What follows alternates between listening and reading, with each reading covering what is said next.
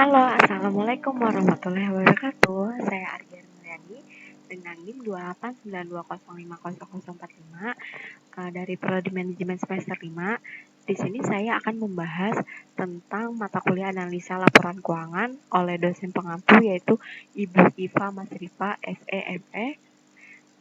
Di sini saya akan membahas tentang tujuan analisa keuangan. Pengenalan analisis bisnis.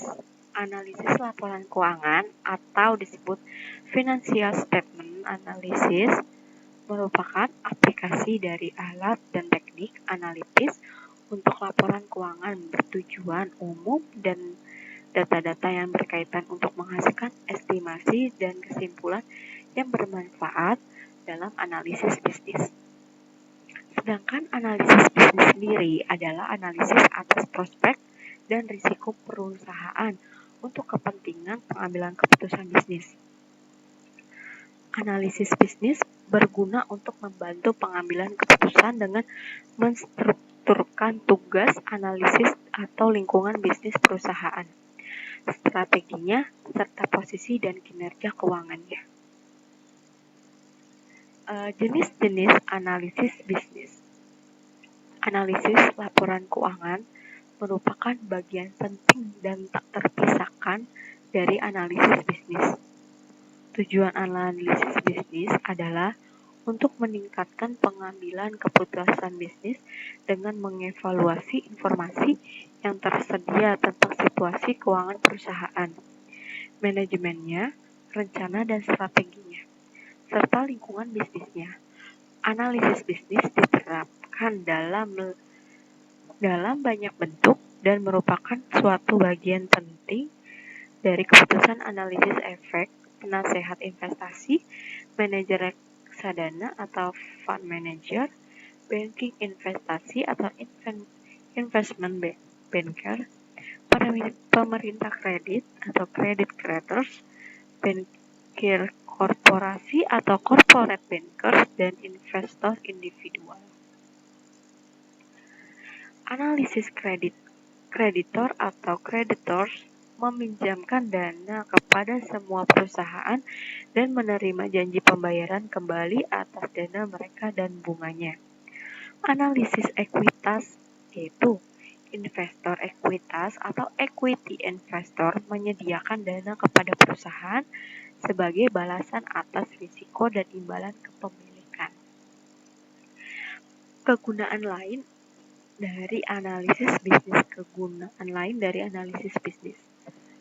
Yang pertama, manajer berkepentingan atas kondisi keuangan, profitabilitas, dan prospek perusahaan mereka, baik analisis bisnis maupun analisis laporan keuangan yang memuat perspektif pihak luar terhadap perusahaan, sebagaimana kreditor dan investor memandangnya. Merger, akuisisi, dan divestasi. Analisis bisnis dilakukan setiap kali perusahaan merestrukturisasi operasinya melalui merger, akuisisi, divestasi maupun spin-off. Bankir investasi perlu mengidentifikasi target potensi dan menentukan nilainya. Selanjutnya, manajemen keuangan.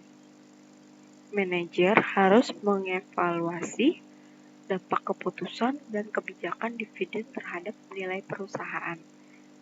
Analisis bisnis membantu manajer untuk menilai dampak keputusan keuangan terhadap profitabilitas di masa mendatang maupun resikonya. Selanjutnya, direktur. Sebagai wakil pemegang saham terpilih, direktur bertanggung jawab untuk melindungi kepentingan pemegang saham dengan mengawasi secara hati-hati aktivitas perusahaan. Selanjutnya, ada regulator atau pembuat peraturan. Interval Revenue Service atau disingkat IRS menetapkan alat analisis laporan keuangan untuk mengaudit laporan pajak dan memeriksa kewajaran jumlah yang dilaporkan. Selanjutnya yaitu ada serikat kerja. Teknik analisis laporan keuangan berguna bagi sertifikat kerja dalam negosiasi tawar-menawar kolektif. Selanjutnya ada pelanggan. Teknik analisis digunakan untuk menentukan profitabilitas pemasok bersamaan dengan estimasi keuntungan pemasok dari transaksi yang saling menguntungkan. Analisis keuangan atau financial analysis merupakan penggunaan laporan keuangan untuk menganalisis posisi dan kinerja keuangan perusahaan dan untuk menilai kinerja keuangan di masa depan. Analisis keuangan terdiri dari 3 bagian besar, yaitu 1. Analisis profitabilitas merupakan evaluasi atas tingkat pengembalian investasi perusahaan. Analisis ini berfokus pada sumber daya perusahaan dan tingkat profitabilitasnya dan melibatkan identifikasi dan pengukuran dampak berbagai pemicu profitabilitas. Yang kedua, analisis resiko merupakan evaluasi kemampuan perusahaan untuk memenuhi komitmennya dengan variasi laba. Analisis resiko penting untuk analisis ekuitas, baik untuk mengevaluasi kendala daya tahan kinerja perusahaan untuk mengestimasi biaya modal perusahaan. Yang ketiga ada analisis sumber dan penggunaan dana. Merupakan evaluasi bagaimana perusahaan memperoleh dan menggunakan dananya. Analisis ini memberikan pandangan tentang implikasi pendanaan perusahaan di masa depan. Di sini ada contoh analisis keuangan perusahaan PT Jasa Sarana Citra. Yang tabel 1 PT Jasa Sarana Citra Bestari Bengkalis Neraca per 31 Desember 2014 sampai 2016 itu dalam rupiah.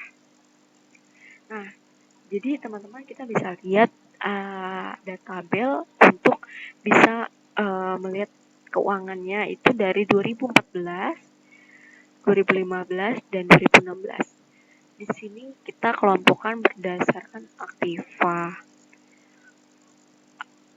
tetap dan pasifa.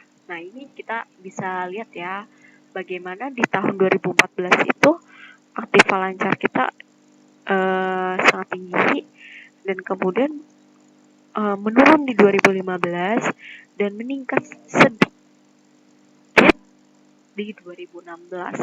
Jadi kita bisa lihat teman-teman, itu laporannya itu agak menurun ya dari tahun 2014 ke 2015 ini menurun, dari 2015 ke 2016 itu agak menaik sedikit. Nah, kita lihat lagi nih teman-teman, di sini jumlah aktiva tetapnya juga bahkan menaik ya, dari 2014 ke 2015 itu sangat naik melonjak, dan 2016 itu agak meningkat sedikit ya teman-teman.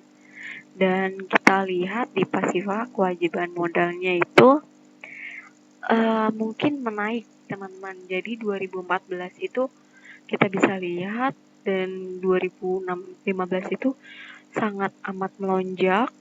Bahkan di 2016 itu dia ada kenaikan sedikit. Ya, kita bisa perhatikan di sini teman-teman, laba ditahan dan laba tahun berjalannya.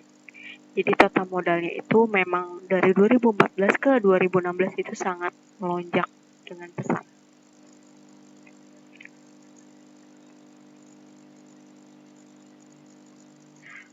Pada tabel 1 dapat disimpulkan bahwa jumlah aktiva pada tahun 2014 sebesar 5.567.153.952, tahun 2015 sebesar 7.201.122.90, dan tahun 2016 sebesar 7.842.841.200. Begitu juga dengan masing-masing pasifanya sesuai dengan aktivanya, di mana pada tahun 2014 sampai 2015 mengalami kenaikan sebesar 1633968 dan pada tahun 2015 sampai 2016 mengalami kenaikan sebesar 641718910.